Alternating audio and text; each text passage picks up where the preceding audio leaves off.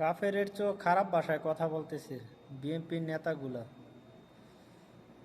তাদের সময় গণায় আইছে। এবং আমি আজকে বলতে চাই, আমার দলের সিদ্ধান্ত, দল যেটা সিদ্ধান্ত দিবেন সেই সিদ্ধান্তের সাথে আমি 100% একমত। সেটা আমি যদি পছন্দ নাও করি, আমার মতের সাথে নাও মেলে, তো আমি আজকে বলবো, আর কোথাও না হলেও আজকের মতো বলতেছি, ভবিষ্যতে পরে আটঘরিয়ার কোনো মসজিদে জামাতের কোনো ইমাম কোনো মুয়াজ্জিন আযান দিতে পারবে না, জামাতের কোনো ইমাম ইমামতি করতে পারবে না।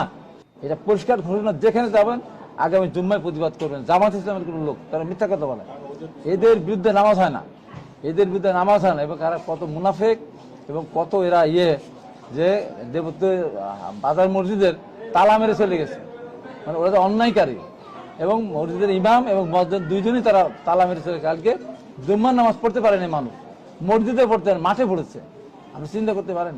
এর প্রতিবাদে আমি বলবো, আটঘরিয়ার মানুষকে আমি বলবো, সচেতন মানুষকে বলবো, সাধারণ মানুষকে আহ্বান জানাবো, এই জামাত শিবিরদের বিরুদ্ধে রুখে দাঁড়ান।